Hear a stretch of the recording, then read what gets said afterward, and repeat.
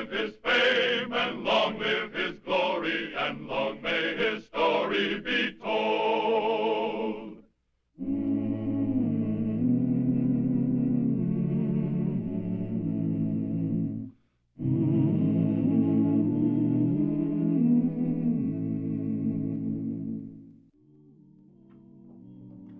Howdy, Wyatt. Thank you, Mr. Earp. Thank Oh, you. good afternoon, Mrs. Beeler. Won't you sit down? Thank Mr. you. Pelby. Thank you. I'm holding the edition for your acceptance speech, Wyatt. Yeah, well, you better keep on holding it because I'm not accepting it. What? Well, who ever heard of a marshal as chairman of a baby contest? But, Marshal, you must accept those dreadful gamblers are even making book on the babies. Well, that's legal, man. The gossip is simply dreadful. Some people are actually hinting that Our Ladies' Aid Society approves of the gamblers. Well, let's look at what the facts are, Mrs. Beeler. You set up a contest and you asked everybody in town to vote for their favorite baby at 25 cents a vote. Is that right? That's right. Now, you asked everybody. And the gamblers all pitched in, cutting into their own poker pots for vote money, and you ladies were very happy to get the contributions. And why not? The money's for the best of purposes, Mr. Earp. But we need you, Mr. Earp, or this honest charity may break up in a scandalous mess. What the ladies mean is this, Wyatt. With you chairman of the contest, the gamblers wouldn't dare try anything crooked. No. And that'll give the people in town confidence to go on voting. Is Yes. that so? Yes, yes. And we could award the $200 prize to Wichita's prize baby, knowing it had been elected honestly. Well, look, Mrs. Beeler, I mean, the chairman of a baby contest, well, what if a big cowhand should dare me to, well, change one of the babies or something? But you could do it, Mr. Earp. You're such a resourceful man. Good. Mr. Earp, Mr. Earp. Oh, no. Excuse me, ladies, but Denver Jones wants a marshal right away. There's trouble over at the Wichita Saloon. What kind of trouble, Joe? Well, Denver's been taking 10% of all the money and putting it into the baby contest. Yes, I know that. Well, this young fella got cleaned out. Now he wants his kitty money back. You see, Marshal, these things put our contest in such a bad light. What did I tell you? Yes, ladies, well, you go tell Denver I got twice as much trouble as you'll ever have. But this young fella's gone for his guns. Well, that makes it a little different.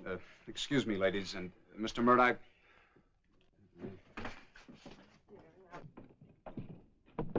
Marshal. That's him.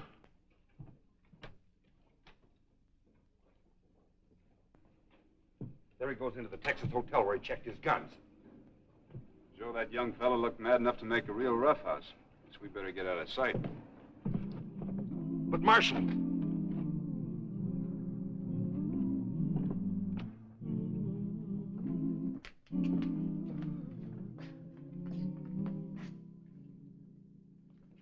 Where's that boss dealer with the slick tongue? You're a little overdressed, aren't you, stranger? No scrub cowtown marshal's gonna tell me whether I can wear a gun or not. Where's Denver Jones? Well, I'm sitting in for him right now. Yeah? Who are you? Name's Earp. I never heard of you. Since you're feeding on his range, you can hand over that $30 he held out on me. See that sign?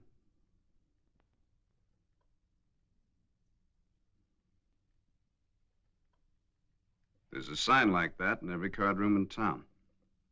And every winner's buying votes for his favorite baby. I never saw the babies. I've never been in this town before, and I'm cleaned out. I want that cut he took off my lucky pots to go on playing. Seeing as you're a stranger here, I guess I better introduce myself properly. I'm that scrub Cowtown Marshal.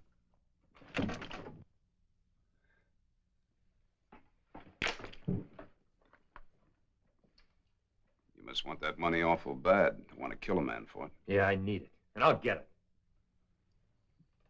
You want to work for it? You don't look like the gunfighter type to me. A lot of jobs around. I can't wait that long. You're gonna have to wait in jail overnight.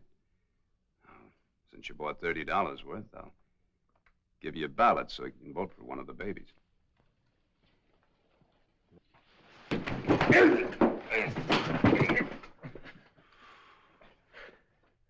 Well, let's check this for you so it doesn't give you any more trouble.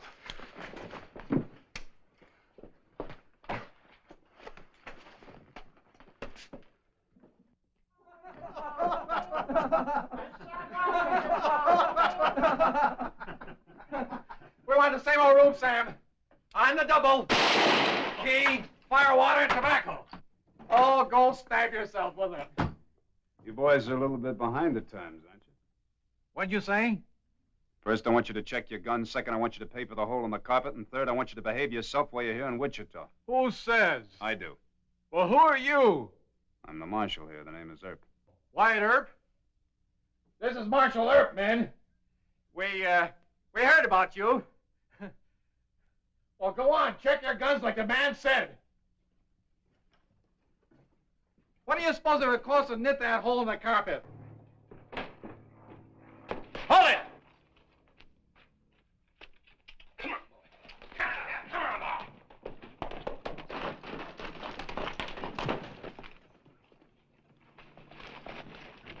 I'm all right.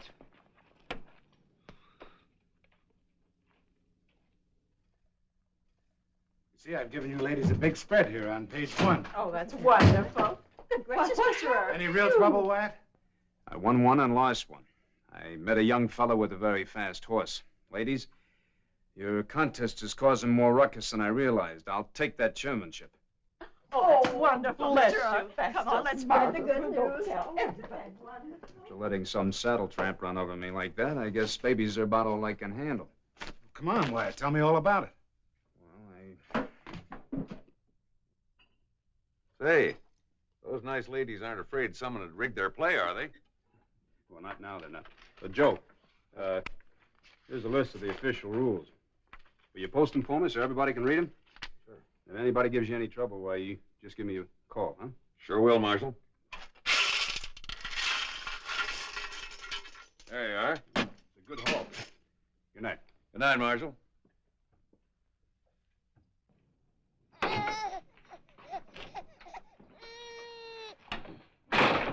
You all right, man?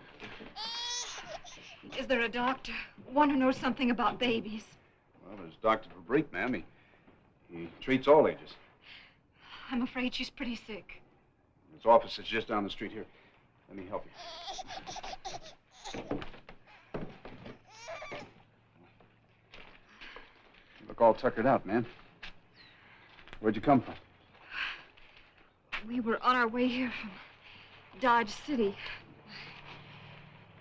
My husband was killed on the trail. Now, don't you worry. Doc will take good care of both of you.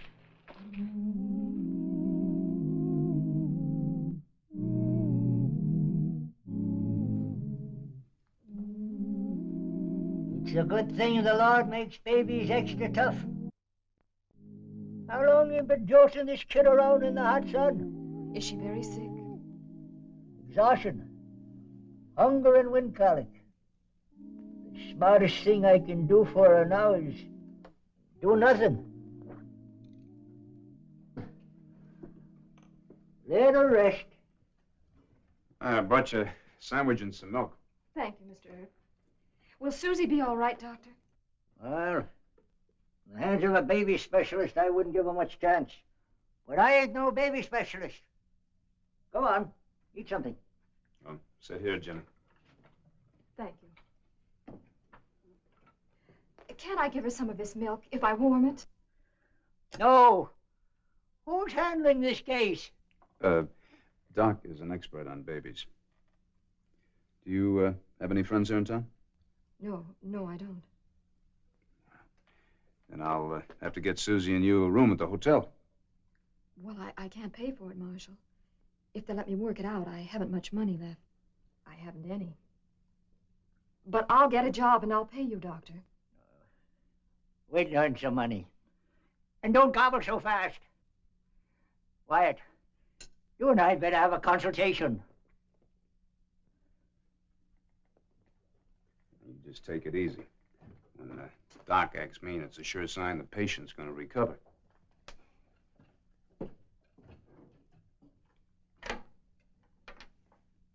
He sure is a cute kid. Will she be all right? I got the big baby on my mind now. Suppose you get her a job slinging hash in one of the hotels. I don't know. She doesn't look that strong. She's just the kind of mother to have a kid in the baby contest. Hey. She's broke. She's hungry. Hey, that's a wonderful idea. But do you think you can get Susie well quick enough? With $200 prize money at stake? I'm entering Susie in the contest right away. Those pie-eyed cowhands will make her the favorite. Let's drink to that. Oh, this is going to be wonderful. Say, what's the baby's full name? Susie. No, the full name. I forgot to ask. But that don't matter. Now, Wyatt, the important thing is, as boss of the baby contest, where do you stand? Oh, come on, Doc. You know I can't favor one child above the other. You know that. Yeah. Poor little fatherless kid with a mother that could wring the heart of a cattle auctioneer. Doc. I tell you what I will do. I'll see to it that Susie's votes are counted, honestly. No. I guess I'll have to be satisfied with an honest count. Oh. Just listen to that. Wyatt, if she's got a smile to match those tears we're in. And I don't want you to go bragging on Susie. She's a dark horse. And I want to get a few side bets down on her. Come on, Susie.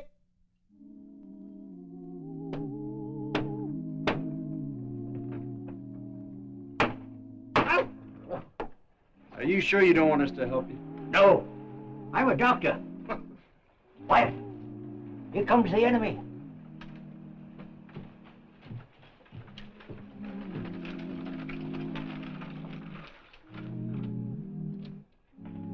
Cheap publicity.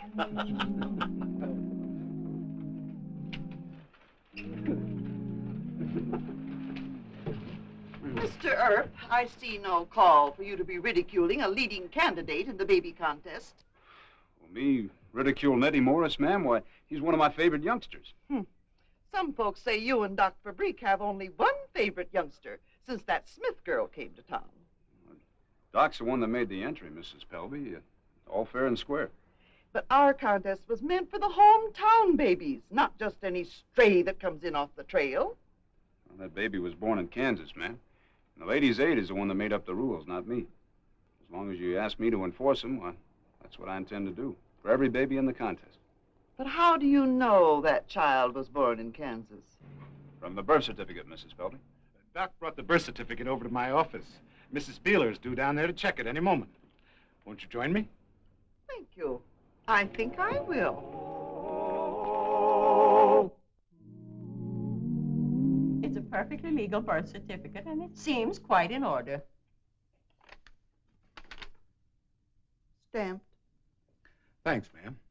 I'll just take it back to the baby's mother if you ladies are satisfied. Jenny Smith's a little worried about it. Oh, I'll return it to her, of course, and set her mind at rest, poor child. Yes.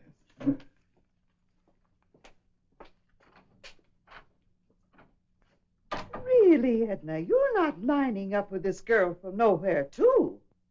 Jenny Smith and her baby have given this contest exactly what it needed, Ruth, a sporting interest. Why, it means hundreds of dollars for the missionary fund. But her child will win, hands down. Haven't you got any local pride? Now, don't worry. I am worried. Nettie Morris is my nephew. Edna, you wrote the contest rules. Now, there must be some technicality on which we can disqualify that little Miss Nobody. Let me read them. Well, my copy of the rules is at home under lock and key. Our square-shooting marshal took a second copy, and I doubt if he's even looked at it himself. Everything will be all right. Now, just don't worry, dear. We better get out of here.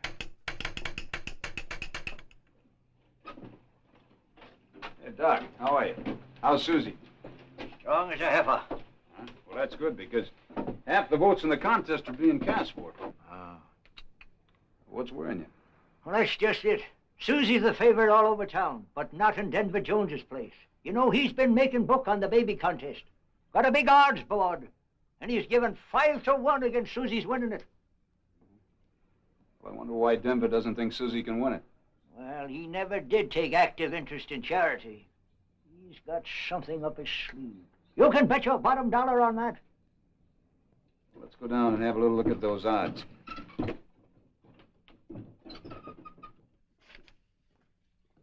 $20 on little Susie.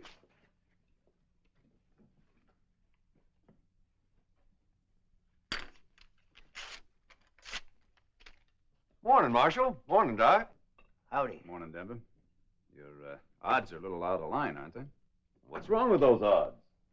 Take Nettie Morris there. Willing colt, nice conformation, biggest lungs in town. 3-1. Abby Biffle. Now there's a sweet little filly. Only Strawberry Roan in the race.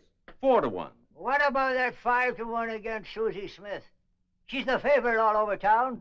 Now she might be your favorite, Doc, but being she's a dark horse, strange filly in town, folks don't know how fast she'll finish. You have any reason to think she won't finish? Me? Of course not. But since you question my odds, Marshal, you collect the votes every night. Care to back your judgment with a little wager? Well, I won't play favorites in this contest, and I can't bet on it. You know that. But I can. And I'm betting $100 on Susie Smith to win. You got yourself a bet, Doctor. Here's another 100 on Nettie Morris. Clem Beeler just sent it in. Clem Beeler. Even Clem Beeler's betting against Susie. That proves that Mrs. Beeler doesn't think Susie can win. She pulls the purse strings in that family. Yeah. She also wrote the rules. Hey. Joe. Yeah? Let me see that official list of rules. Thank you.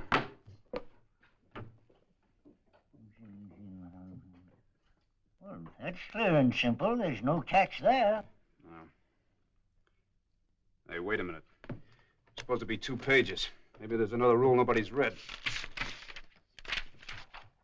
Number 7. All babies, mothers, and fathers will bring the candidates to steps of the church at 6 o'clock the night the contest closes, where the prize will be presented to the winner's parents. Mothers and fathers.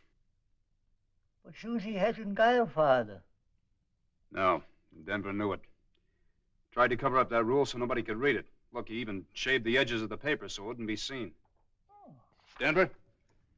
He went out the back. Let's get him. He's been giving us a dry shave. Could be he's cut his own chin. I'm gonna go over and see Susie's mother. Does this number 7 rule mean that maybe Susie... Scratched. That's exactly what it means. But that isn't fair. It isn't her fault. And Mr. Earp, we've just got to have that $200. Hmm? Well, how bad have you got to have it? Well, you know we're down on hardpan, Marshal. And I owe the doctor, especially for Susie's life. You gotta have it bad enough to tell me where Susie's father is? I told you, Marshal, he was killed. Now, what was he doing in the Wichita saloon the afternoon before you rode into town? He wasn't. He couldn't have been. Because he was killed. Like I told you, Pat was killed. Pat. You realize that's the first time you spoke his name? But you didn't have to. I got it off Susie's birth certificate. Patrick Smith. There's also on the trigger guard of a gun I have over in my office. The one he checked at the Wichita hotel before he rode me down. Then you've known all along I was his wife. Pretty near. And you were figuring to follow Susie and me out of town and take him. No. No, I knew a husband of a girl like you couldn't very well be a gunslinger. But I've got to try and bring him in now, Jenny. No, please don't. Pat's hot-tempered and he's outlawed. He'll fight it out, and he's a dead shot, Marshal. Well, just gonna have to take that chance. And half the town bought votes for Susie to win the baby contest, and the other half didn't even want her to enter. I'm the chairman. I said she qualified. They bet on my word, so I got to qualify her. By going out and killing Pat, is that how? Well, I won't tell you where he is. Yes, you will, Jenny. Because according to the way I read these rules, they want the live father in the church steps tonight.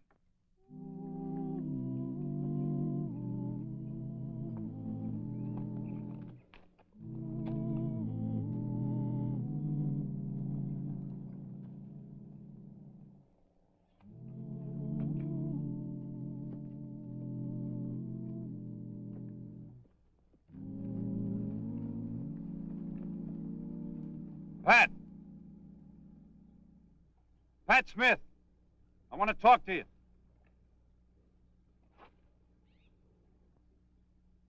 I'm alone, Pat. I got something to tell you about your wife and daughter. Jenny got Susie to the doctor in time. She's gonna be well. I got something to tell you, Marshal. Just keep your hands above the saddle where I can see them. You got the drop on me, Pat. All you gotta do is pull the trigger. So go ahead, unless you want to talk things over sensibly. What's the matter, Pat? You afraid to talk? No. What is it, then? You afraid to give me an even break with the draw? That's better. Now, let's start with that money you came to town to win. Jenny and Susie have got it made. That's a lie. Not a very smart one, either. Where would they get that kind of money in such a short time? Well, it sounds crazy, but if I wanted to lie, I couldn't make up one like this. You remember that baby contest in town? Well, your wife entered Susie, and she's winning it hands down. Think I'll fall for a crazy yarn like that? Tell me something. How did you know where I was at? Jenny told me. I know you're lying now. She died before she turned me in. Well, use your head, Pat. She had to tell me. Nobody else knew where you were. And she had good reasons. She doesn't want Susie's father to be an outlaw and a gunfighter. She wants to homestead like you planned. I know why you went for your gun that day in town.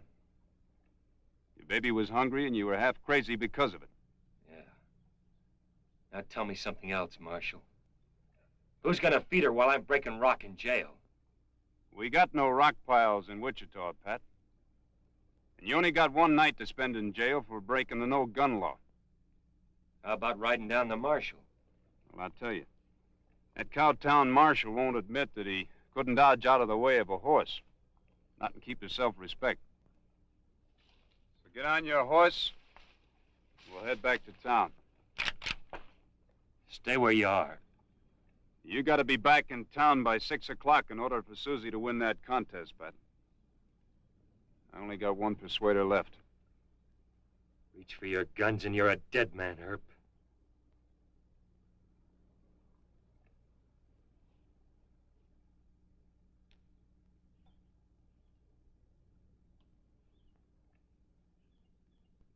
You wouldn't want Susie showing up for that contest without her shoes.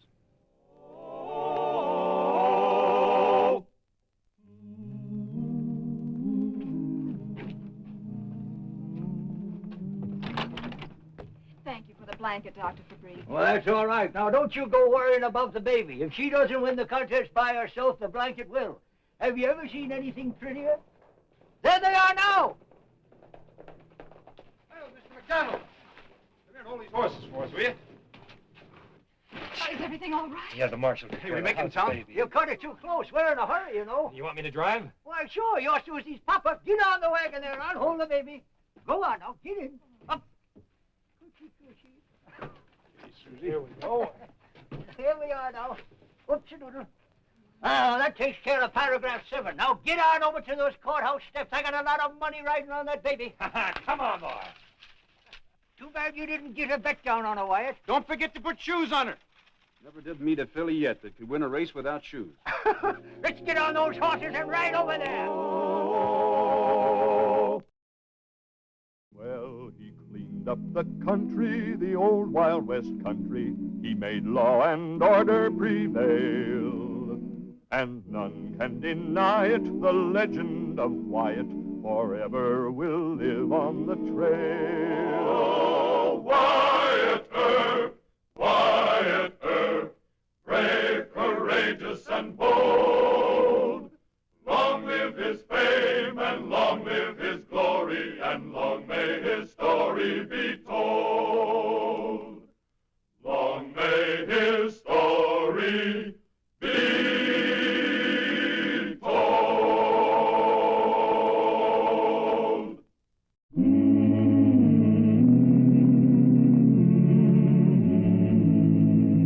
Wyatt Earp, Wyatt Earp, brave, and bold. Long live his fame, and long live his glory, and long may his story be told.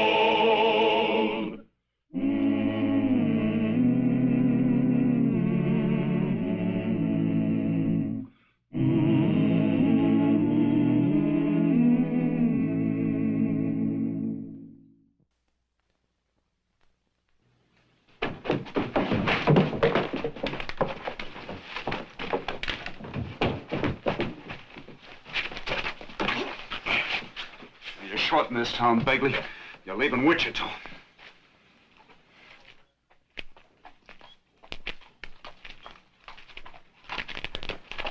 This ain't legal, Earp.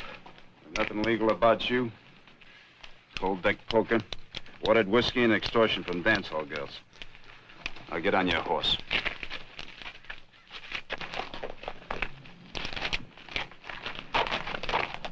I'll be back just as soon as Josh Clanton's elected the new mayor. It'll be a cold day in July. Let's start riding.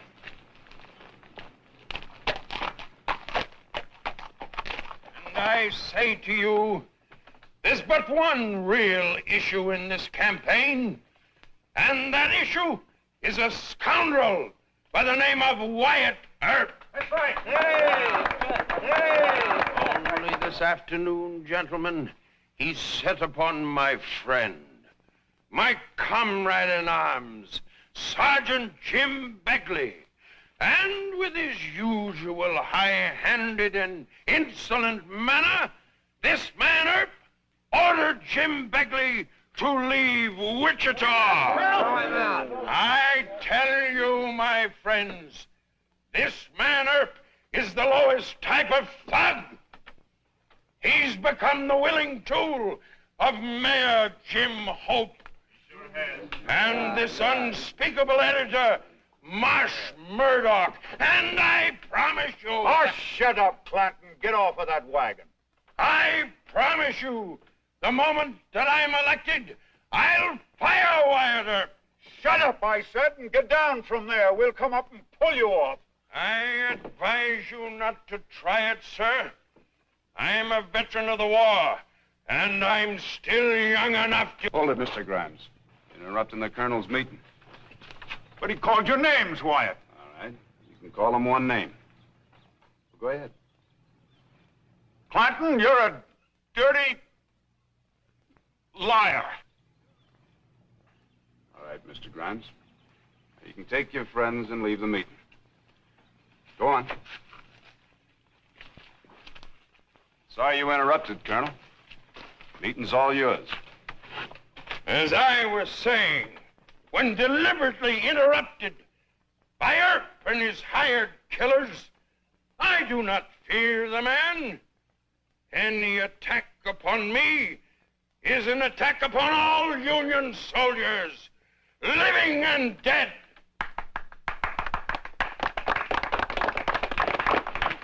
I don't understand, Wyatt. I was only trying to help. I appreciate what you're trying to do for me, Mr. Grimes, but we gotta let the colonel have his say. All right, Wyatt. But you tell Jim Hope he's liable to lose this election if he doesn't show up that blatherskite for what he really is. Well, I think you're right. And I'll tell the mayor. Tell Hannigan not to let that Clanton crowd keep our papers off the stands. Well, well, our hero himself, our plumed knight. What? Read my page 1 editorial. Jim Hope's meeting beat the colonel's crowd 2-1. As our late president said, you can't fool all of the... What's the matter? Don't you like what I wrote? Well, it's a little too complimentary. This is no time for modesty, Wyatt. It's a political Look, fight. Mr. Murdoch, I like compliments, but I don't think defending me is the line to take. You think our side is handling things wrong? That's what I'm trying to say, yes. Well, you won't stand up for your record. I have to. You want the Eagle to let Clanton lie about you without answering? Yes, sir, I do. Why? Well, because praising me is only going to make the people that don't like me more determined to vote for Clanton. I'm not the main issue. Oh, come now, Wyatt. No, Colonel Clanton's the main issue. The kind of man he is and the hoodlums that are backing him. I've got quite a file on Clanton. I was hoping I wouldn't have to use it. Tell me something. You think Mayor Hope has got it won for re-election? He draws the biggest crowds. He's got all the good people. Sure, goodbye election. You can't be that pessimistic. Look, Mr. Murdoch, all the nice people go to rallies and they cheer for Jim Hope. But 2/3 of the registered voters in Wichita live below the line. I think most of them, the way things stand now, aim to vote for Clinton. The only chance is to show up Clinton as such a skunk they won't be able to stand the smell of him below the line. I didn't think they had any sense of smell left below the line. Well, only a few of them are out-and-out hoodlums. The rest of them are good people that are just too easily bamboozled by a spotter like the colonel. If I thought it would save the mayor, I'd quit my job. Now, Wyatt. I guess it would just look like I was quitting under fire and make things worse for him. It certainly would. Well, it's your newspaper. You do what you want. I got my own work to do. Wyatt, I'm convinced. You'll open up in Clinton? With both barrels. Good. Load with buckshot. Henry!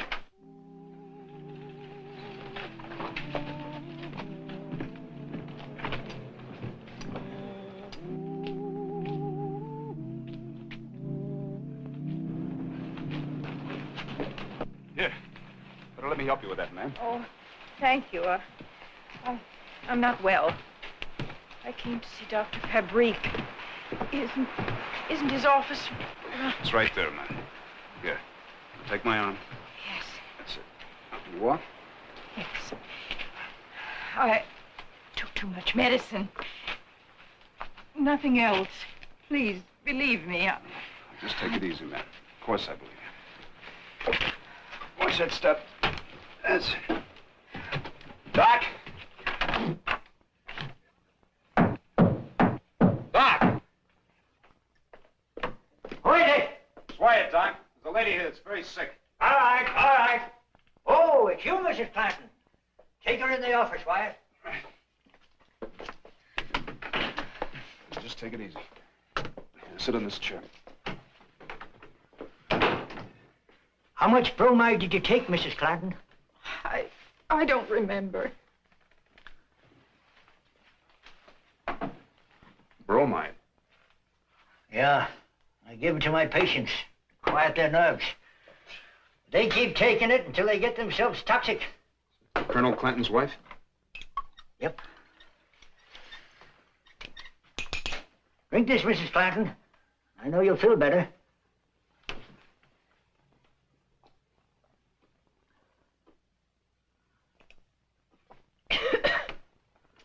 Thank you, Doctor. Oh, I'm sorry, Doctor, getting you up at this time of night. No, you'll forget about that, but you can't go on like this, you know. About the Colonel. When are you going to make up your mind to take my advice? I can't do that now. This lady shouldn't be alone. But I guess there's no use in trying to locate the Colonel. Oh, no, you mustn't do that. I'm feeling much better. I'm not nearly so dizzy now. But you still better let Marshal Earp drive you home.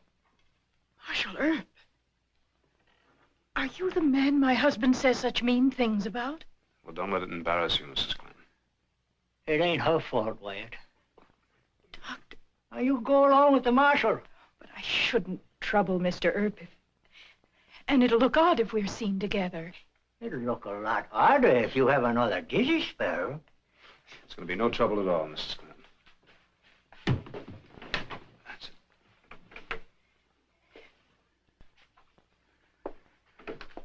Good night, Doc. Good night, Wyatt. Good night, Mrs. Clanton. You should take the doctor's advice. What do you know about that? Nothing, Mrs. Clinton. What advice did the doc give you? Dr. Fabrique wants me to leave my husband. Oh. Why did I tell you that? You can go right to Mr. Murdoch at the Eagle. Well, I don't work for Mr. Murdoch, ma'am. Meaning that you won't say anything about any of this? But why wouldn't you? You have every reason to get back at the Colonel. Well, not that way. I have no course but to trust you. Dr. Fabrique and you are the only men who've been kind to me for a long time. Will you let me drive the rest of the way myself? It's only a few houses. Of course, ma'am. Oh!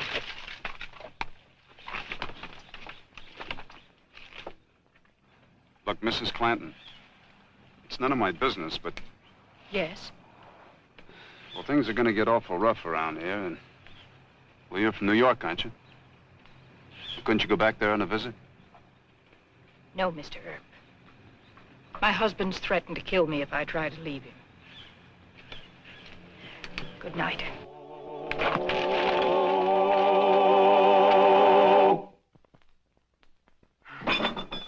Have you read the Eagle yet? No. I worked late last night. Well, the pot's been a-bubbling in more ways than one. Oh? Just listen to this. A snake-eyed windbag calling himself Colonel Joshua Clanton has had the unutterable gall to run for mayor of Wichita. Until today, the Eagle has let Josh rant and rave about his great feats of arms as commander of the 10th New York Volunteers in the Civil War. Now, it is time that the voters knew the real facts about this knave, poltroon, thief, and scoundrel. Who'd ever thought that Marsh Murdoch had it in him? What else does he say? Huh? Where did I find the place? Oh. The record shows that the peerless commander of the 10th New York dodged the draft until 1863. Then he and his dear friend, Jim Begley, were given the choice of prison or serving in the army.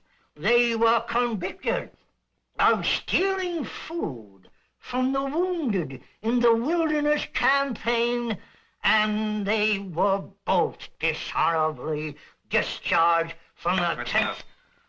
But Wyatt, it's just getting juicy. I wanted to talk to you about Mrs. Clanton, but I gotta go see Mr. Murdoch. But this is the best part of it, Wyatt. I'll talk to you later.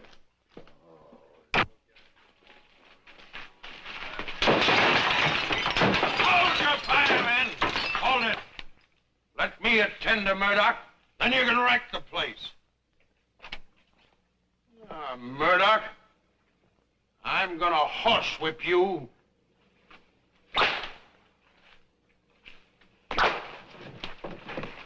Hold it!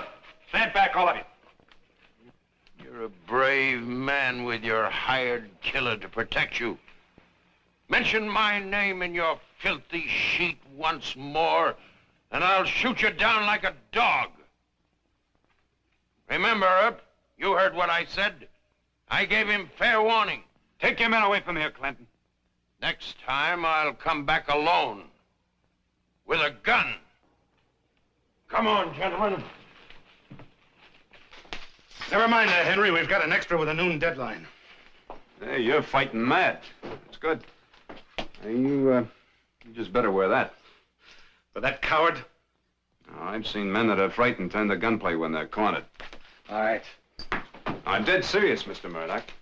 I kind of talked you into that rampage against Clanton. I want you to wear that at all times. It'll make you feel better, Wyatt. Now I've got to send an extra to press. Talk about it later.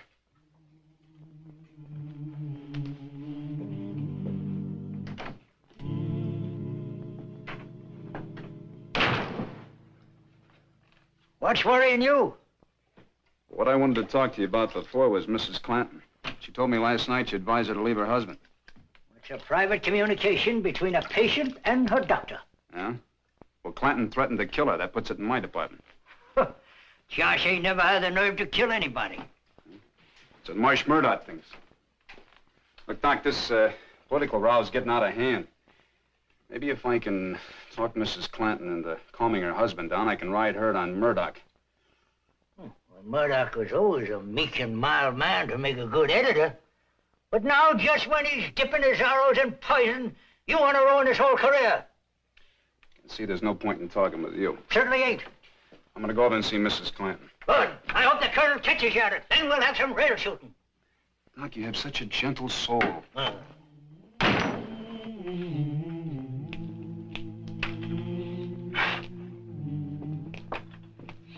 I'm Marshal Earp, man. Is Mrs. Clanton home?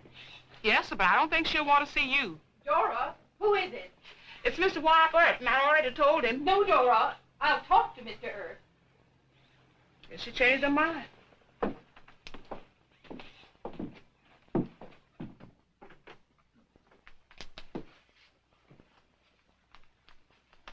It's all right, Dora.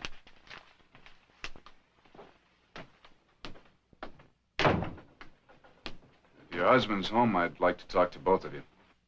How had you the impudence to come here after this article in the paper? What article? I suppose you know nothing about it. No, I don't. It insinuates that my illness is a thing that should be hidden. That because I'm never seen with my husband, I'm a skeleton in his closet. It even insinuates that perhaps I drink. A fit mate for Private Clanton, a fraudulent warrior. Oh. I'm terribly sorry, Mrs. Clanton. I just can't imagine Mr. Murdoch printing a story like this. Is that so hard to believe when you went right to him with your story? I didn't tell him anything about you. I didn't even mention that we'd met. Then it was Dr. Fabrique? No. No, he wouldn't answer any of my questions about you. Does the story mention the fact that you want to leave your husband, but you're afraid to because he threatens you? No. Politically, that's even a more damaging story than this. Oh, of course. I'm sorry, Mr. Earp. I've been so heartsick about everything. Well, I don't blame you. And Mr. Murdoch will print a retraction. I'll go right over to his office.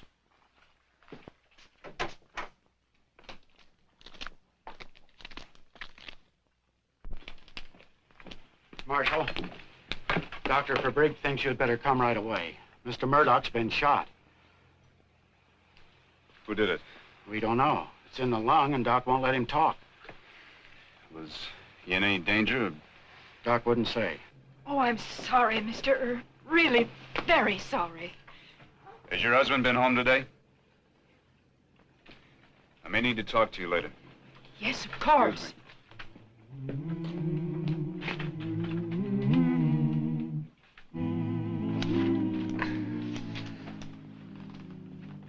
Marsh Murdoch, editor of the Wichita Eagle, was shot and superficially wounded at 7:15 last night by Jim Begley, a henchman of Private Josh Clanton. Begley was accompanied to the Eagle office by Clanton. Private Clanton tried to do the shooting himself, but lost his nerve, and Begley then drew his own weapon and fired. It was Begley, huh? Yes. Will you get that story over to my office, Wyatt? You better get out of here. You're making his temperature go up. If you don't stop shouting, you're going to make his temperature go up. What? Forget it. Would you like a little nip? I've been looking for you, Marshal. Colonel Clanton gave me his gun.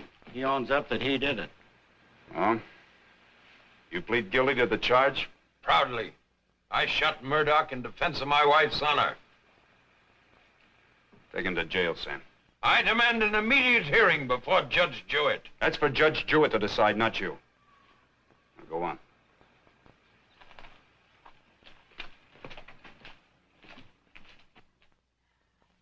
I was only 19. He was a war hero, an older man, so I was an infatuated fool and married him. All he wanted was a young wife and the money my folks left me. Well, he'll soon be a real hero. He shot my friend in defense of your good name. But Mr. Murdoch said it was that Begley fellow. It's just his word against your husband's. Unless I find Begley. But that's terrible, Mr. Earp. Why, what does Josh Clanton care for me or my reputation? He's disgraced me with women. He keeps me like a prisoner in my own house. Well, Mrs. Clanton, The voters don't know that. Do you mean he might actually be elected mayor? if he gets away with the lie of the injured husband, he can't lose. But he's got to lose. I'll announce I'm leaving him. I'll tell the whole story of why. It's too late for that now. Oh, I never dreamed he stood a chance of being elected. I despised him so I thought surely the public would see him as I do. Mrs. Clanton, I've got to find Begley. Can you help me? Oh, I want to, really I do, but I know so little about the man. He brought my husband home several times late at night, but I wouldn't begin to know where to find him. Well, if you do hear from Begley or hear anything about him, will you let me know? Yes, of course. Good night, Mrs. Clinton.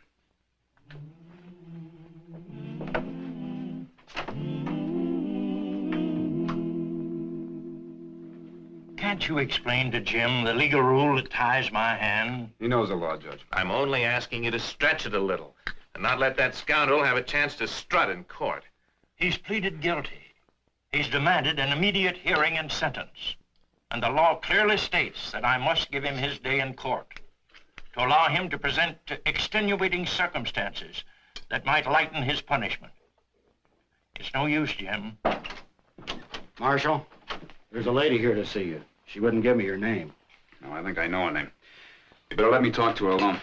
We wait outside. Send her in, will you? Yes, sir. Would you come in, please? Good morning, ma'am. It's Begley. He's at the house. Oh? He wanted money, $500. I told him I'd have to go to the bank. Good. You think you'll wait? I was frightened of him, and he knew it. He's sure I'll come back with the money. Good. He has a gun, Mr. Earp. That's wonderful. That's the best news of all.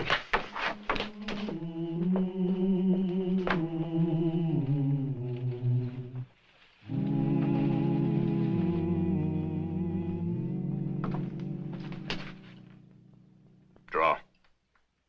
Go ahead, Begley. No, draw. I won't start until you get your hand on your gun. You want to kill me? I ain't drawing.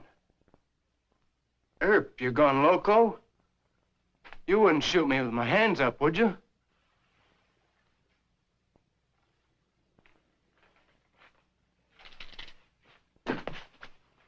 You shot a good friend of mine.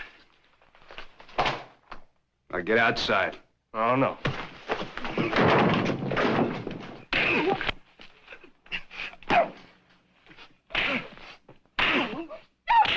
Stop it, Mr. Earp! I'm sorry, Mrs. Clinton. Guess I lost my temper. He'll tell the truth, Nell. Get him to the court. Hurry. You can take my rig.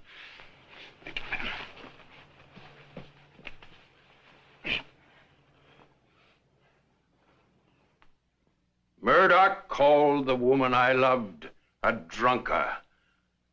Dr. Fabrique has testified that Mrs. Clanton suffered a nervous breakdown. She took sodium bromide by his prescription.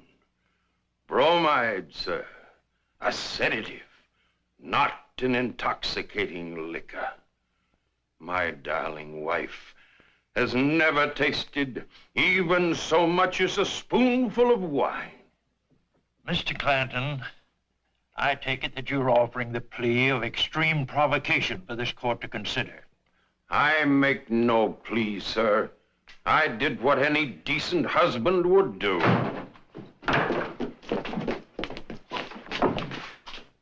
Your Honor, Mr. Begley's got a statement to make to the court. I shot Murdoch. Josh tried to, but he lost his nerve. That's a lie, sir. A contemptible lie. Will you repeat that statement under oath in this court? Yes, sir. Very well. Hold up your right hand.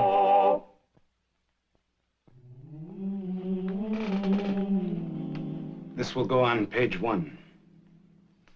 The Wichita Eagle most sincerely apologizes to Mrs. Harriet Clanton and retracts in its entirety the story printed about her 2 days before the election. The Eagle bows its head in shame. During the heat of a political contest, the Eagle was careless in its facts concerning Mrs. Clanton and grossly unjust in its interpretation of those facts. The Eagle and its editor have learned a lesson we shall never forget. Is there anything else I can say, ma'am? No, Mr. Murdoch. Thank you very much. Mr. Earp is seeing you to the station. It'll be my pleasure.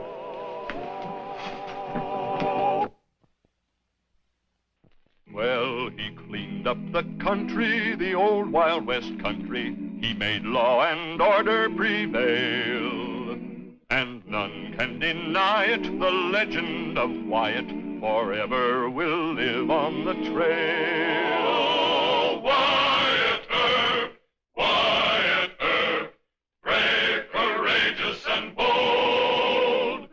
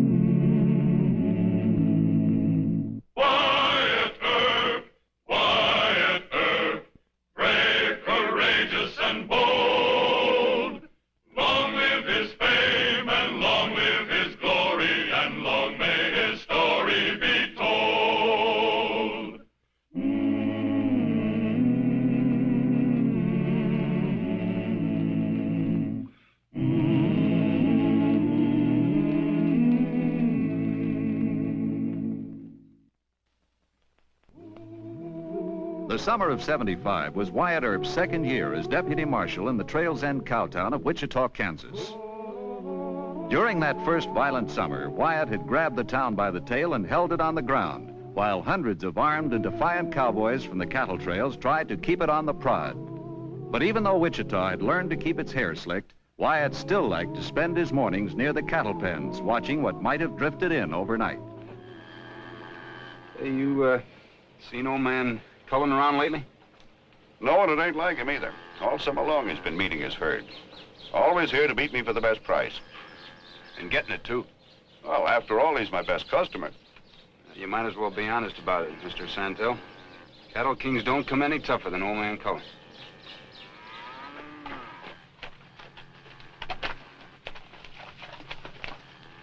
Good morning, Brad. Where's your father? Selling a herd to the Army over at Dodge. She'll be back in a few days. Does anybody know Mr. Santel? I'm Santel, boy. What's on your mind? Well, I'm Brad Cullen. I'm trail boss of that herd there. I'd like to talk some business. You? Yeah, that's right, me. One of Cullen's sons. He's got authorization to sell the herd. Why doubt him? Well, no offense, kid, but I just couldn't imagine your old man letting anyone handle a sale for him. Am I forgiven? Guess you want to ride into town, get washed up. Well, after I talk business. You fellas go ahead. I'll ride back with you when you get all done.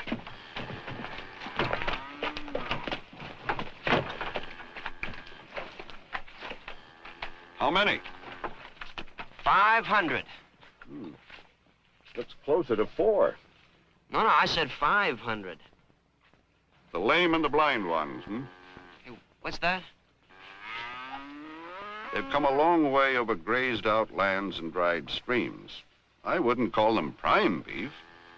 Now, I'm offering you 500 prime beeves at 20 a head. The market's glutted. Prices dropped to $10 a head. You can take it or leave it. Now, look, mister, are you trying to take advantage of me? Because if you are... Your old man will come gunning for me, Look, kid, your pappy don't scare me one bit. At least, so long as Wyatt Earp's close by somewhere to help me out. I don't happen to be so lucky. Oh. All right. Seeing as it's Cullen beef I'm buying, I'll make it 15. Well, it's gotta be 20. Believe me, kid, I'm not bluffing and I'm not gouging. Buying season's over.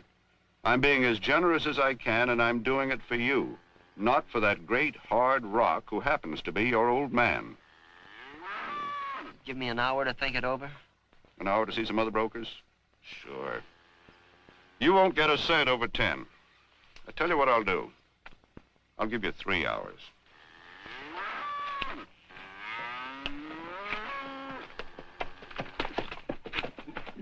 All ready? How'd you make out with Mr. Santel? He said the price is down. That's true. Oh, then I'm in for it. If I sell the herd short, Papa like they kill me. If I don't, he'll rag me and hound me till I feel like killing him. He can be a miserable man over money. How old are you, Brad? Going on 19. Got you that, Buffalo. Why don't you just pack up and get out like your older brothers did? Well, I'm the only one left. It's just me and Ma. I guess I'm the reason that she's staying around. She asking you to? Well... Now you're fooling yourself. You're afraid of your old man, that's all that's troubled you. You're still a kid. All right, I'll admit it. So I'm a kid. Okay, suppose I have your advice, Mr. Earp. What would you do if you were me? Well, if I was you, I'd go into town, get myself a square meal, and I'd make up my mind and stand pat in my decision. Oh, just as simple as that, huh? Yep. Make up your mind to something. Being a man is just that simple. Come on, we'll go into town.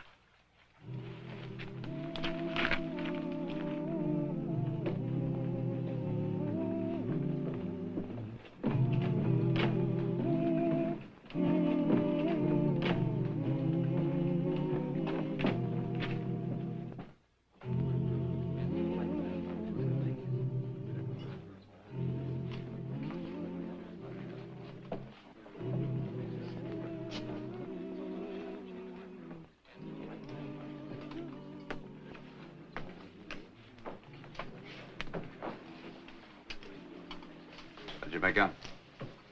Made up your mind? Yep.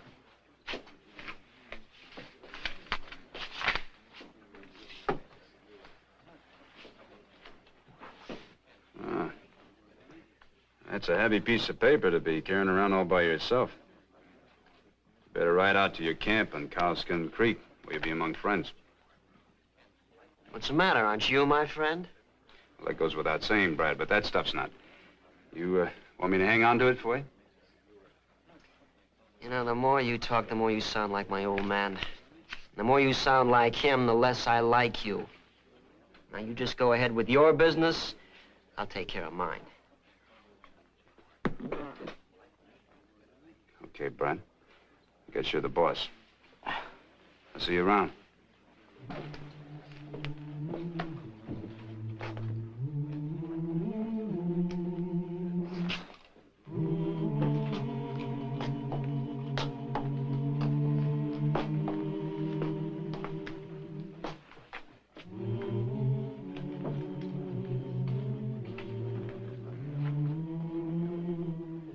Cards, please.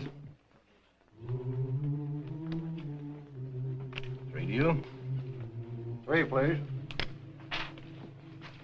1.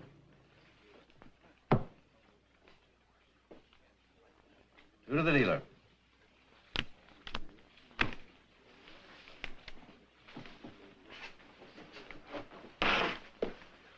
Wyatt.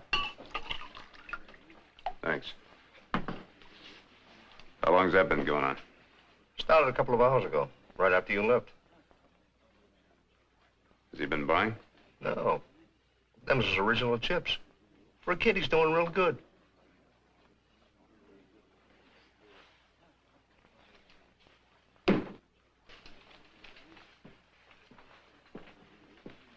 Your bet. I call. 50 better than you, mister. I can't. You took 1 card, I believe, didn't you, son? You're supposed to follow the play, mister, not ask questions. The young man raised you 50. Either put up or drop out. You're too young to bluff, kid. But in case you are, I'm willing to pay to teach you not to. What have you got? Heart flush. You lose. Jack's full.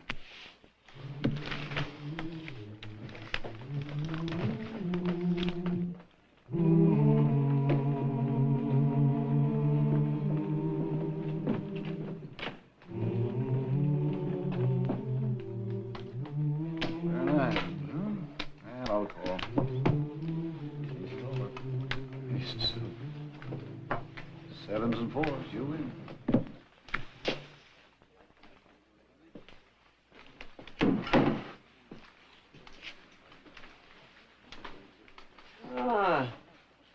Where's you care to join me for a drink, Mr. Earp, huh? No, thanks. How'd you come up? I came out with nothing but my name, Mr. Earp, sir. And you lost the whole check, $7,500? Yep. But I admit to that with a certain pardonable pride. What'd you figure you'd do? Get lucky and run that check up to what your father expected? Yeah. And you would have lied to him and told him you got more for the herd than you really did, is that it? No. You're even more scared of the old man than I thought. Well, now what do you tell him? The truth. Just tell the truth. In other words, you'd rather admit to being a bad gambler than a bad businessman, is that it? Well, that's about it, Mr. Earp. Bad luck is all can happen to anybody. But a bad business deal, or that's stupid, unforgivable. Don't you ever darken my door again, son. Ah. You better face up to it, Brad. You're Father isn't going to believe that gambling story any more than I do. You were played for a sucker. A sucker? That's right, sucker. Even though your father'd rather admit to a bad business deal than being played for a sucker by two tin horns. What are you talking about? Those two gamblers, they play it like a partnership. Either one of them gets a good hand, they bet it up. If you get a good hand, they fold. Their winnings are big, yours are small. Percentage-wise, they get all the edge. Even you ought to be able to see who's going to come out the winner. You mean they work together, they split afterwards? Right.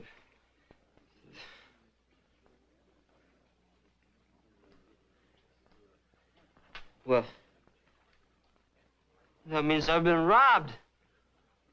Well, what are you going to do to get back my money? Nothing. Foster and his friend didn't break any laws. I got no legal grounds to make an arrest. But what they did was wrong, and you know it. The whiskey's gone to your head. You better go back to Cowskin Camp where you can sleep it off. Come on, I'll take you there myself.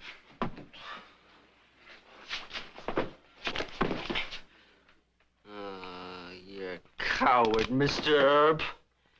You're a protector of cheats and robbers. You're a big man with the six-gun, too, aren't you? Well, would you just show me how good you are? Huh? Well, that's not a very smart play, Brad. Throwing down on a man with a gun you're not used to. Now, let me have it. Come on.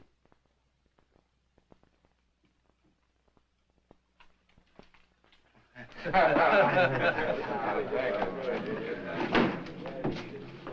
on, straighten up like a man.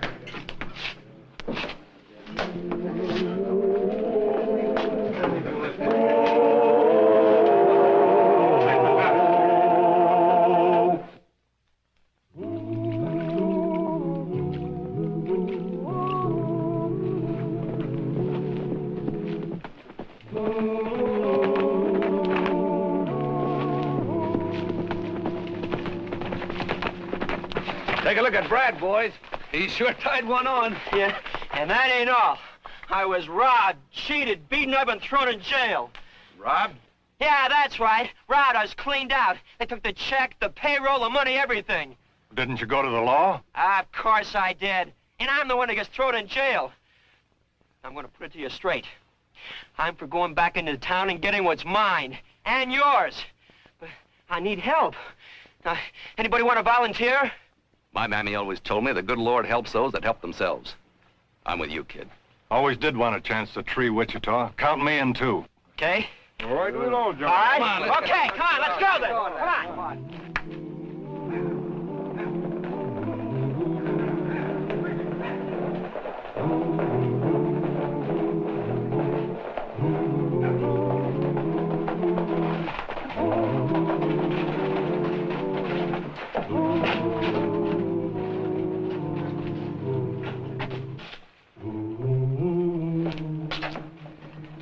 They're still here.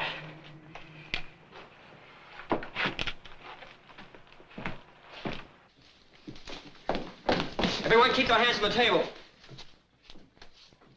This is not a holdup. I was cheated at cards last night by these two men. All I want is the money I lost.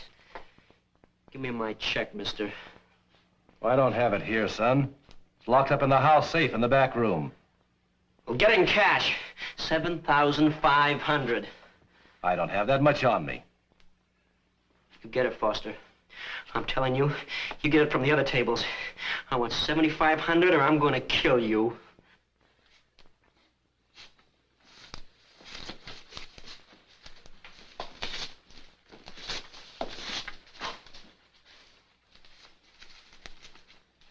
That's $2,000, Mac.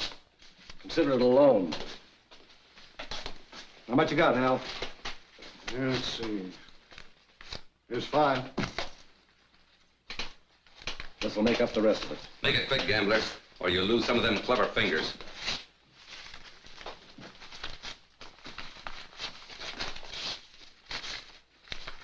There you are.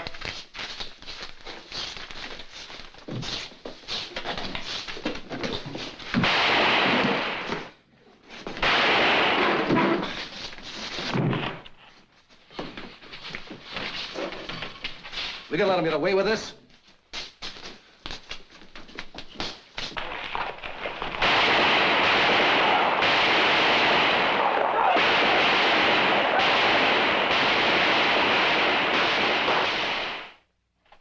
The charge is armed robbery. Is that right, Mr. Foster?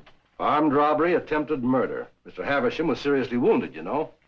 Now, there's no need to be so self-righteous, Mr. Foster. Your neck's not as clean as it could be either, you know. You cheated that kid the same as if you'd stacked the deck. If you think I've done anything illegal, why don't you arrest me? Well, sometimes there's a better way to take care of men like you. What are you up to, Earp? Well, I'll tell you this much, Mr. Foster. I'll arrest Brad Cullen and his punches as your request and bring him to trial. But by the time this is over, the whole town will know how you and your friend operate. I may not be able to touch you legally, but the average citizen still has a sense of fair play. These warrants are ready to sign, Mr. Foster. Right on this line, please. How many more men will we need, Wyatt? I'll make the arrest myself. You can't go into that cow camp alone. Well, I'll tell you, Sam. Brad Cullen and his men aren't hardened criminals. The best way to handle a thing like this is to treat it like a family quarrel. All right, Mr. Foster. Let me have the warrants.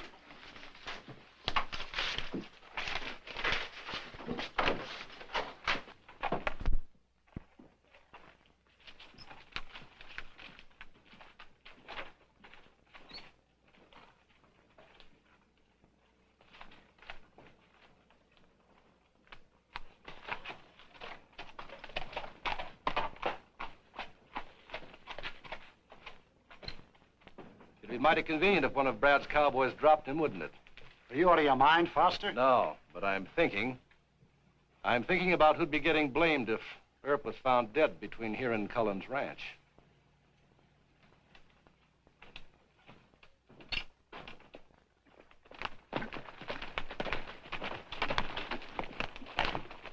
We made it.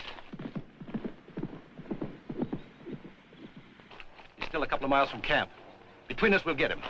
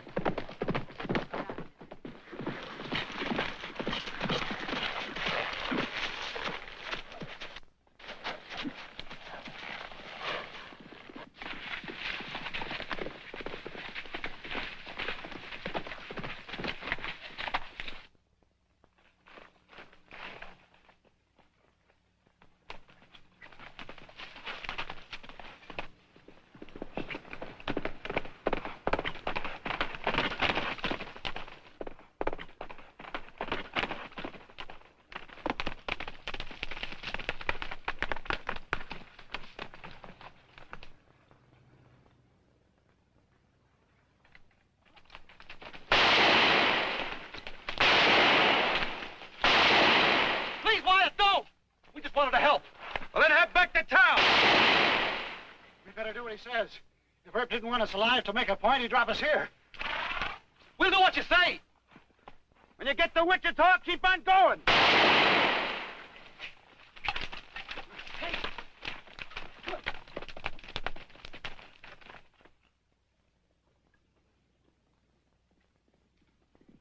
Hey, Brad.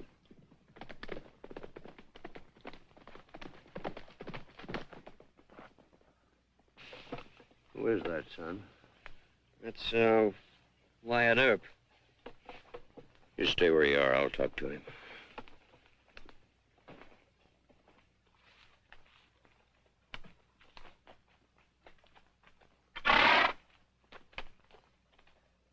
Morning, Mr. Cullen. Morning, Wyatt. See, you got here a little ahead of time. An hour ago. We're, just about to pack and head south. What's on your mind, Wyatt? I got warrants for the arrest of Bradshaw Cullen and 6 John Does for the cowhands who helped him hold up the Texas house this morning. Why, he was just taking back the money that he'd been robbed of. Seeing as how the law wouldn't give him a helping hand. How did Brad tell you he lost some money in the first place? Well, he had a few drinks, played some poker. He said he lost quite a sum of money before he found he was being cheated. He said you wouldn't even listen to it.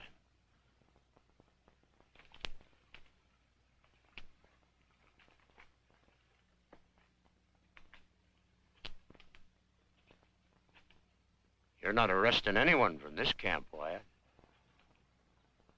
I'm arresting your son and 6 cowhands, Mr. Cullen. Now get out of my way.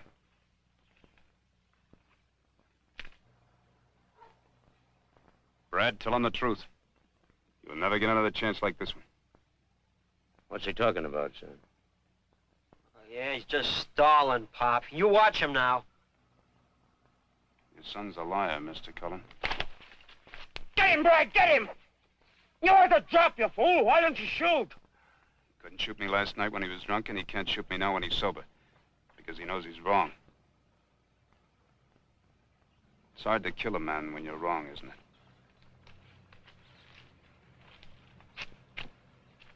Thanks. Pop? I lied, Pop. I sold the herd short of what you wanted and tried to make it up gambling. The rest is like I told you. You sold the herd? That's right. The funny thing is, I'm not afraid to admit it. Not now. Not anymore. I was a coward, a liar, and a thief. I was all that just to please you. What kind of a son are you? What are you talking about? You'll never do this to me again, Pop. I'm not coming home anymore. Mr. Earp, I'll go saddle me up a horse and then we can go.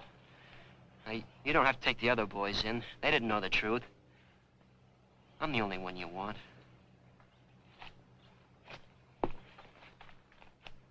I don't understand, Wyatt. My sons. 3 of them now. Gone. I work my fingers to the bone to give them a future. And they leave.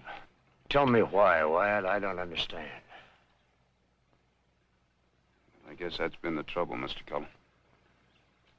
There comes a time when a young fella has to move out. Learn to be somebody all by himself. I guess you just never learned when to let go.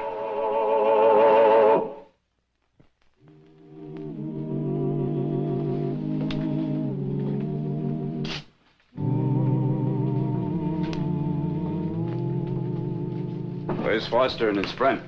They rode out for Dodge early this morning. I left this for you. It's that check of young Collins. He said they wouldn't hold any charges against them if you'd return their money. And they wish you to return the compliment and leave them alone if you ever meet up with them again. Left their forwarding address on the back. Huh? Thank you, Judge. Wait, I'll have one with you.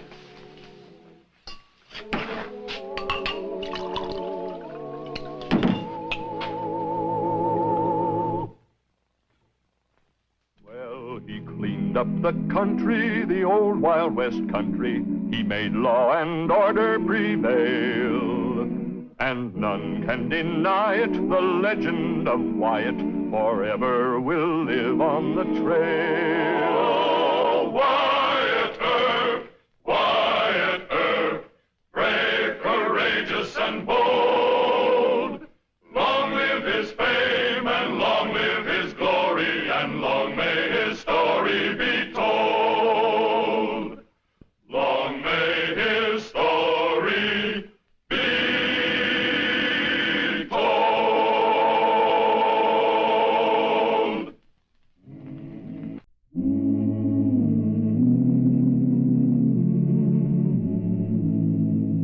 Wyatt Earp, Wyatt Earp, brave, courageous, and bold.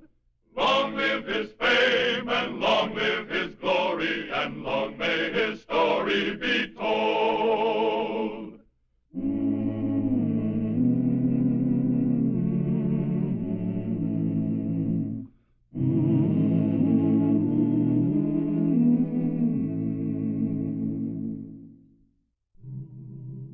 When Wyatt Earp was Marshal of Wichita, Kansas in 1875, one of the serious problems with which he had to deal was the runaway boy from the East.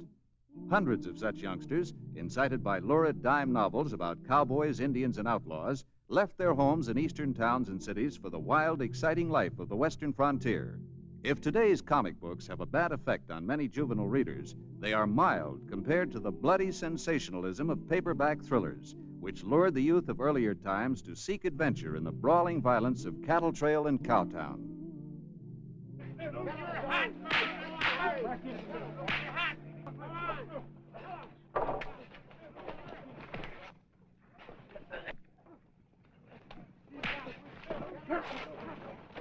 My turn. Hold it! Take it up there! All right, hold it. Hold it. Get no better than this. Get the gun! Come on. Come out of there! Come on. Back up there. Back up. Get back. Come on. Come here. Get back.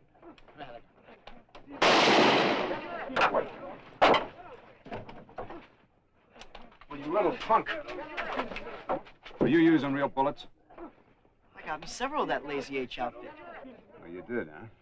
Well, they all seem to be standing up. You the sheriff, mister? No, I'm the marshal. Who are you? My name's Tim Jones, and I'm with the Bar W's. You know, we had our loading orders first, and then those Lazy H's tried to jump our claim. You took a shot at me. Oh, I didn't see your star. I thought you were Lazy H. I don't shoot at the law. Oh, now that's real considerate.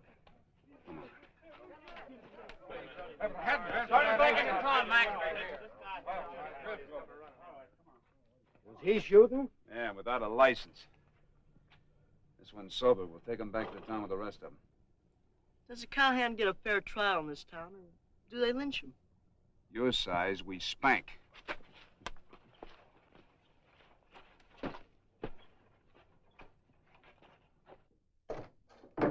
Anybody get hurt? No. They're too drunk to get hurt, most of them. I wish people would keep their kids at home. I got another desperate Desmond on my hands. Runaway boy, huh? Yeah. It's a wonder he didn't pink somebody or hurt himself. This the kids? This is the worst yet. They're coming west by the hundreds. We've had at least a couple of dozen in the last few months. Can't you get something in Eastern papers about it? I've tried, Wyatt. I think it's just normal kid behavior. In fact, they're rather proud. Proud? Proud of what? Young America, the spirit of the pioneers. You know the line. Well, I've got something to show you. Sam! Sam, bring that young Tim Jones in, will you? Now, the spirit of the pioneers is fine. But I've yet to see a runaway kid with a hoe. They all want to be gunfighters. That's those dime novels they read. Ned Buntline and his Daredevil of the Plains. Yeah, written by men that have never been west of Albany. I wish I could see what it does to some of their readers. Well, take a good look at it, Mr. Murdoch. Young America. Hey, you the judge? No, that's Mr. Murdoch. He happens to be the editor of the Wichita Eagle. Hey, I don't want my name or my picture in the paper. Oh, don't worry, you're not that important. Now, go sit down.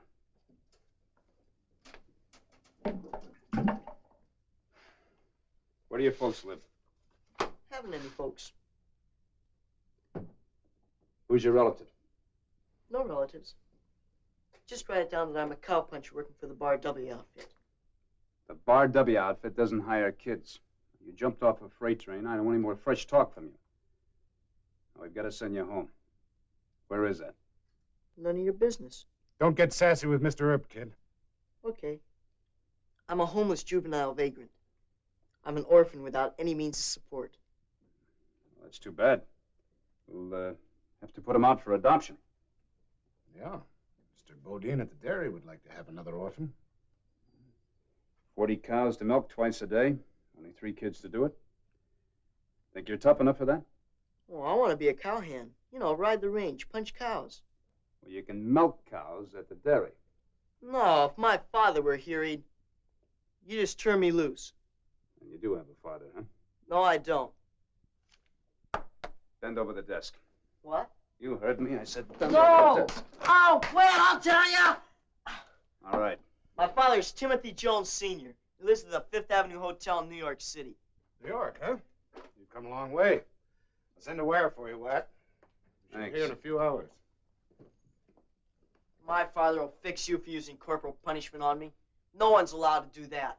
You're just a big country Jake sheriff. And you're a spoiled brat. I guess you might as well start learning. Learning what? To be a cowhand, that's what you came west for, isn't it? Yeah? Where do we go now? We're going to a little cowhand school. I run it just for boys like you. Now, the first thing a cowhand has to learn is how to ride a horse. I already know. Oh, you do, huh? Sure. Come here. It's on this side.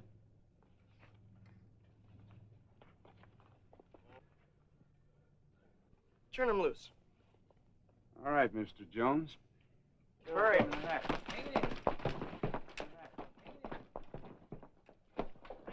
Hurry. Hang him, Bill.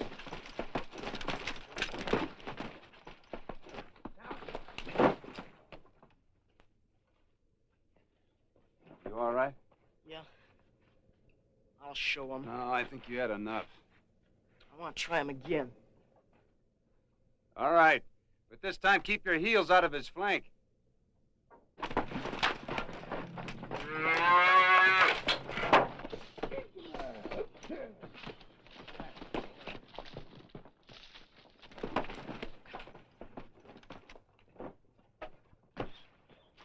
You stayed on him one time longer, Cowhand. You want to try him again?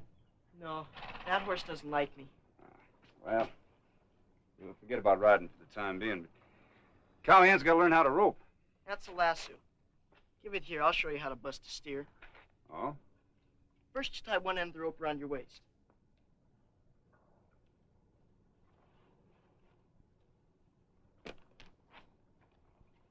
Then, you open the loop at the end like this. Uh-huh. Yeah, it's good. Now, you stay right here, and I'll go get a steer and let him out of the chute. You can rope him. How big a steer? Oh, just about your size.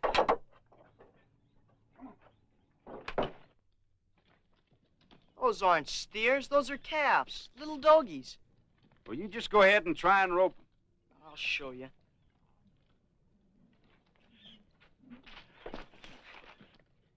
Mr. Jones, you're aiming at the wrong end. Come here. You go up and climb up on that fence over there and drop the loop over their head. That's not the proper way to do it. Well, it's the proper way for a cowhand on foot. Now, you go climb up. Go on. Okay.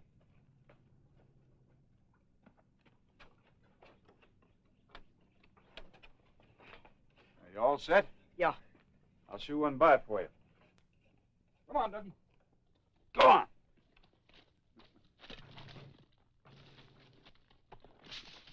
Ow, it burns my hands.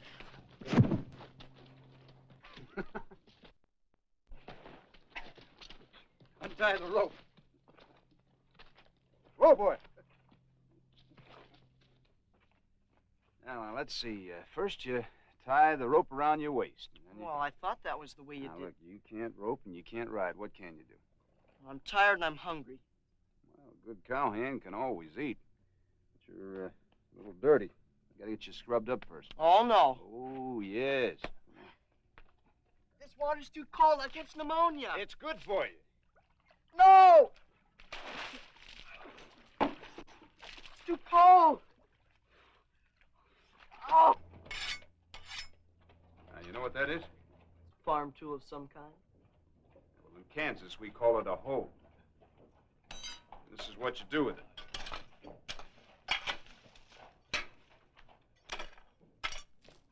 Now, you try it. Not me. That's hard labor. No work, no eat. But it has nothing to do with being a cowhand. They don't chop down weeds with hoes. Yes, they do. They clean the corrals with pitchforks, too. They squat on dirty cows and burn their hide with a branding iron. Hard labor. Well, you ought to see what they look like after a week of riding in the brush and alkali dust on a roundup. They stink, Mr. Jones. I got no more time to waste on you. You go buy your lunch from the jailer.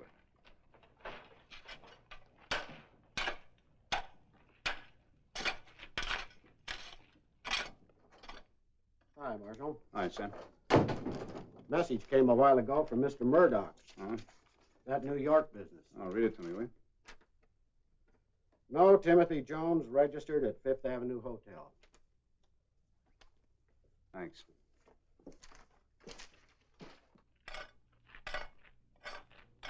Mr. Jones, come on in here.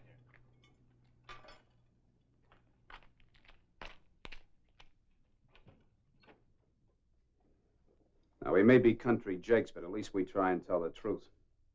I've even taken the word of an outlaw killer like Ben Thompson, and he kept it, but I can't take yours. There's nobody registered by the name of Timothy Jones at the Fifth Avenue Hotel. They never heard of him.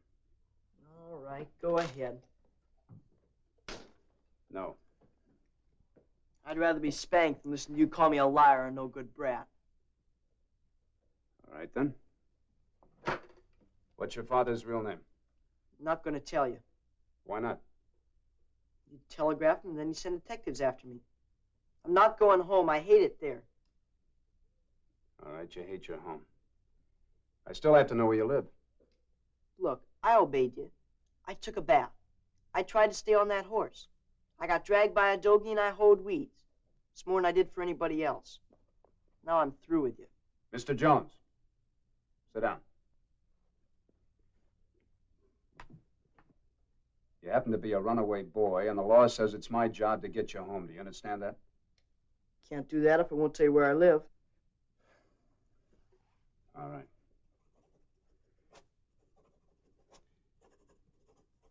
You take this note over to the clerk at the Texas house. Here's the key to my room. Get yourself a bite to eat, and you stay at the hotel. Tim, when I get off work, we'll have a long talk. When'll that be? 8 or 9, maybe later. I'm trusting you to stay there. I'll run away. No, you won't. How do you figure that? Most kids want to be good. You can't be any different than the rest of them. I'm sure you want to be a cowhand. You want to follow Ned Buntline's Wild Westers. But why run away from home to do it? Got plenty of time for that when you grow up. Why make such a secret out of where you live? Your father can't be that bad.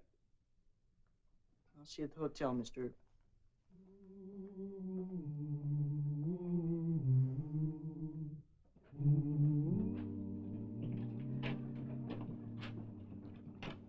You sure you saw the kid go in here? Yeah, he ate by himself and then he went in. Good evening. Railroad detectives. Hannibal and St. Joseph. What can I do for you? You got a lad about 14 years old staying here? He's a nice-looking boy. He's about that tall. Brown hair, blue eyes. Oh, yes, Timothy Jones. He's in care of Marshal Earp.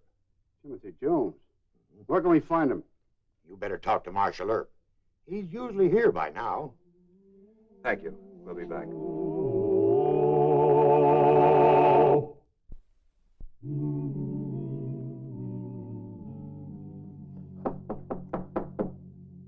That you, Mr. Earp?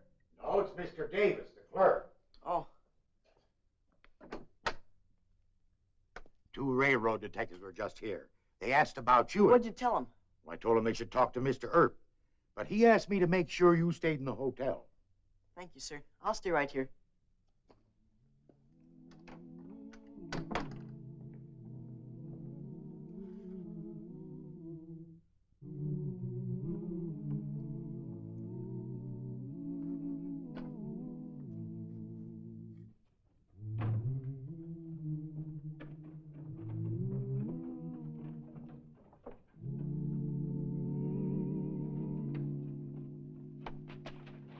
Turn me loose! Mr. Earp will fix you. The cow-tongue sheriff better keep his nose out of this. Mr. Earp! Mr. Earp! Help me! Hold it! Let him go. You keep out of this. We're railroad detectives. They're kidnapping me. Well, I don't care who you are. You're under arrest. Yeah? Hold it!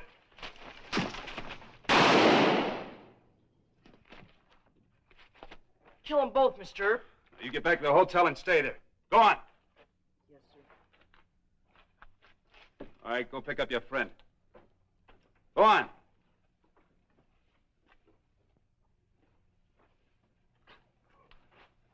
be sorry for this. That's Big Tim Callahan's son. And who is Callahan? He's the president of the Hannibal St. Joe Railroad. You're in trouble, you stupid jayhawk. Yeah?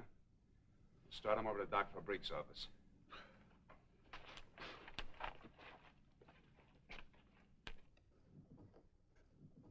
Hey, where's Callahan from? Chicago. He headed here in his private car.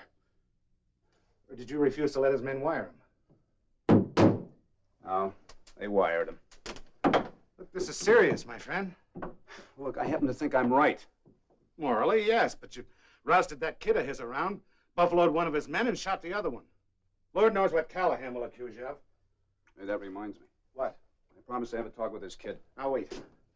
I think you and I should have a talk with Judge Jewett and Mayor Hope. This is more important. Well, I happen to think that the boy is a lot more important than the old man. The boy's the one that's got the real trouble.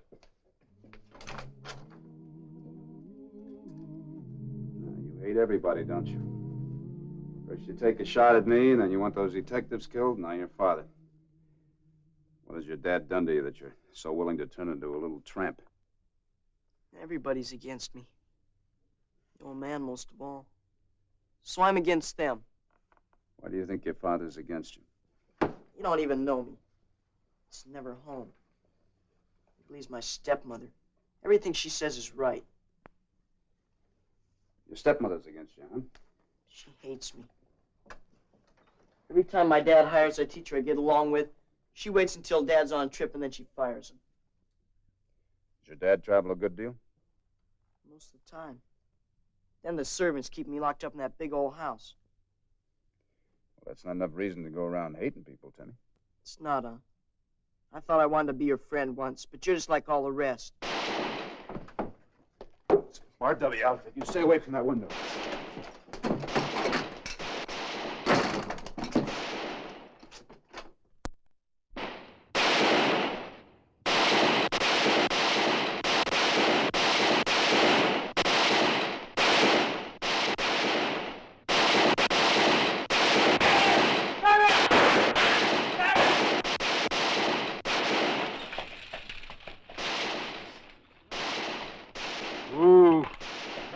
Those hoodlums won't shoot at Tim Callahan. I don't care about you, mister. My team is worth $300. I'll pay for the team. Go back to the barn. That's fine with me.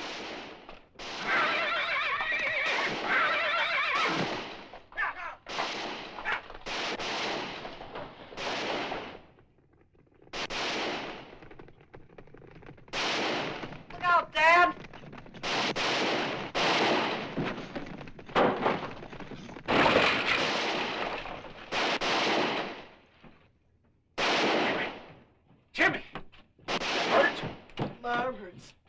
Broken.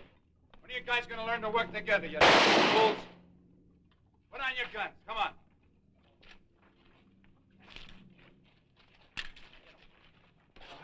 on. I'll take care of this. You and the boys hustle those men in. Go on. Let me see that arm, Timmy. Who are you? Now try and stand up. That's it. Just take it easy. What's your name? Let me see. Now we better go see Doc Fabrique. I'm Tim Callahan. This is my boy. You almost ran him down. What are you trying to do, run those horses into gunfire? Mind your own business.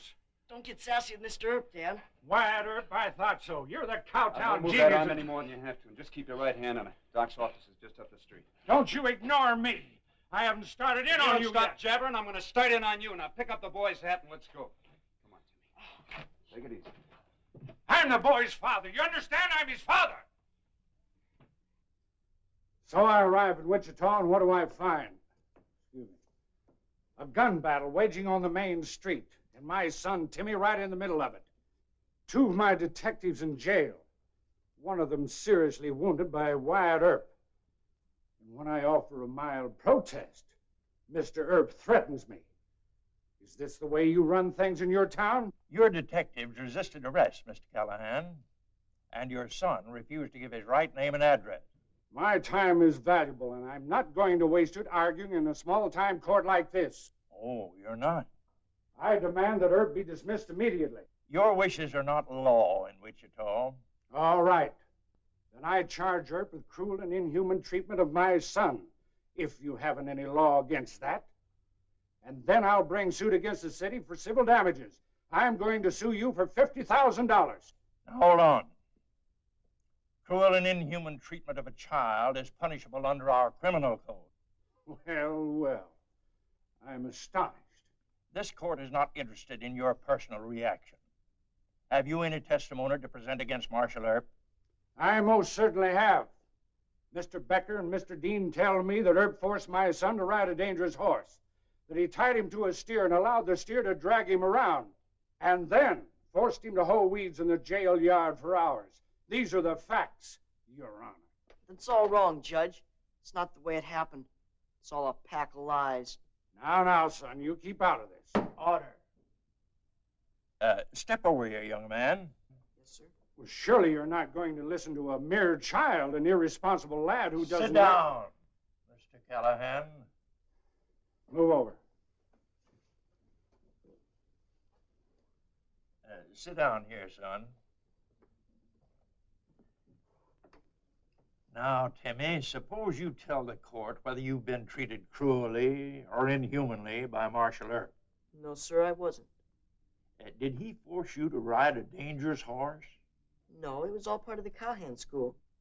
Cowhand school? Mr. Earp runs it for spoiled kids who leave home and think they'd like to be cowhands. Oh, I see. Well, the horse and the little calf, they were all part of the lesson. Hoeing weeds was part of it, too. But the best part is, after Mr. Earp gives you the acid test, he treats you like a man. He trusts you. He doesn't let servants lock you up or put detectives on your trail. Then you have no complaint of the way you've been treated since you've been here? No, sir. Can I stay here with Mr. Earp? Please, Judge. Couldn't Mr. Earp adopt me or something? Timmy, you don't mean that. Yes, I do. Mr. Earp doesn't hate me. I lied to him and acted fresh. But he doesn't hate me. That's all I want, just not to be hated. Timmy, I don't hate you. I love you. Why would you say such a thing as that? All I've ever wanted to do is to protect you and keep you from harm. Mr. Earp, I don't know how to say this, but I hope you forgive me. I didn't mean what I said. Sometimes a man just doesn't quite understand. With the court's permission, I think that Mr. Callahan, Timmy, and I can work this out together. Very well. Court's adjourned.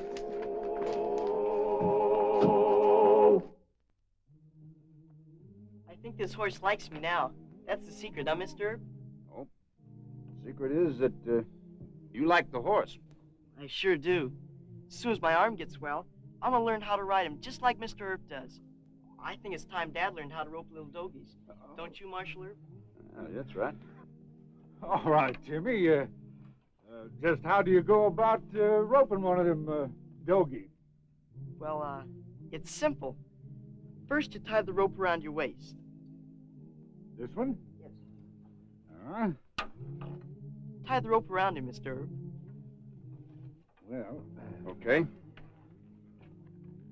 Now, I'll let a little dogie out, and you sit on the fence, Dad, and then you drop the loop around the dogie's neck. Okay? all right. I'll let the little dogie out. Right up here, huh? That's right. Right up there. Well, it seems very simple to me. Oh, it is. It's very simple. I'll get him the first time out. Turn that doggie loose.